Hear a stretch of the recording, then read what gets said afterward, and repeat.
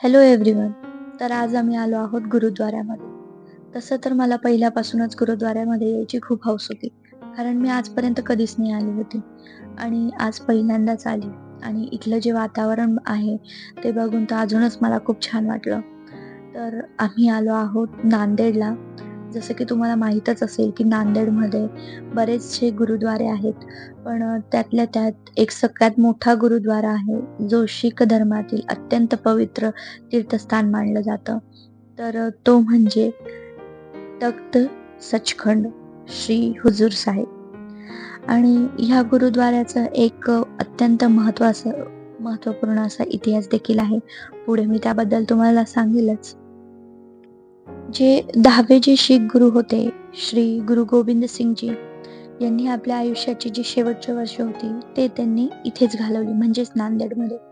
आणि इसवी सन 1708 मध्ये गुरु गोविंद सिंगजी यांनी याच ठिकाणी देहत्याग केला आणि त्यांनी येथेच गुरु ग्रंथ साहिब यांना कायमस्वरूपी गुरु घोषित केले आणि त्यामुळे या स्थळाला अत्यंत महत्त्व प्राप्त झाले आहे. तसंच या भव्य अशा गुरुद्वाऱ्याचे बांधकाम महाराजा रणजित सिंग यांनी 1832 ते 1837 दरम्यान केले आहे. पांढऱ्या संगमरवरी दगडांचे काम, सुवर्ण घुमट आणि सुंदर नक्षीकाम हे याचे वैशिष्ट्य आहे. गुरुद्वाऱ्यामध्ये गेल्यानंतर माझा अनुभव मी तुम्हाला सांगते. मनाला इतकी शांतता वाटली आणि असं वाटलं की मी काहीतरी खूपच सुंदर ठिकाणी आली आहे. कारण वेळ होती संध्याकाळची.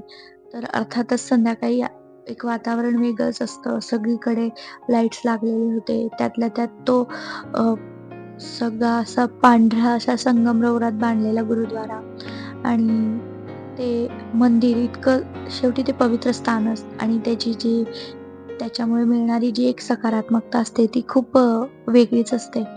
आणि तिकडे सगळीकडे लोक जमा झालेले. सगळेजण तिथे नतमस्तक होऊन सगळं मनातला लोभ, स्वार्थ सगळं बाजूला ठेवून फक्त तिथे अ, देवाच्या स्वाधीन स्वतःला करून देवाचं नामस्मरण करणं अतिशय सुंदर.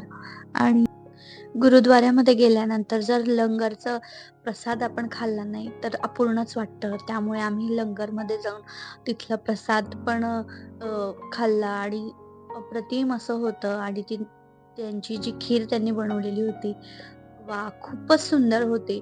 आणि तो शेवटी प्रसादच आणि खायला सुद्धा स्वादिष्ट आणि भरभरून देतात. म्हणजे असं नाही की एकदा दिलं ते झालं. ते आग्रह करून वाढतात. इतकं छान वाटतं आणि सगळीकडे कंटिन्यू साफ-सफाई चालू असते.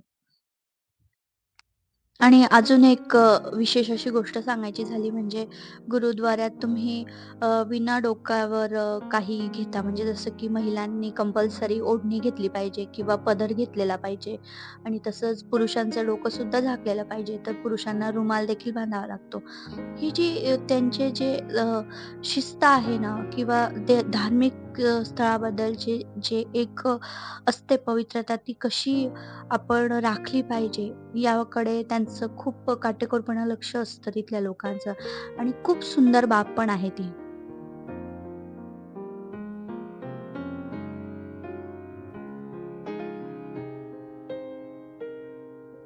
इकडे जे आहे बिल्डिंग्स दिसत आहे हे इथे राहण्याची व्यवस्था आहे. इथे जे लोक दर्शनासाठी आलेले असतात ते इथे राहतात. आम्ही गुरुद्वाऱ्यातून निघालो आहे आणि दर्शन झालं आहे. तुम्ही आता व्हिडिओमध्ये बघितल्याप्रमाणे खूप इथे शांत वातावरण आणि इतकं छान व्यवस्था म्हणा, लंगरचं जेवण अतिशय उत्तम. मला तर मी पहिल्यांदा आली गुरुद्वाऱ्यात आणि हा अनुभव जो होता तो खूपच सुंदर आणि खूपच खास होता माझ्यासाठी. आणि काय बोलू मी, अजून बोलायला शब्दच नाही मिळत आहे मला, पण खूप छान वाटलं इथे येऊन.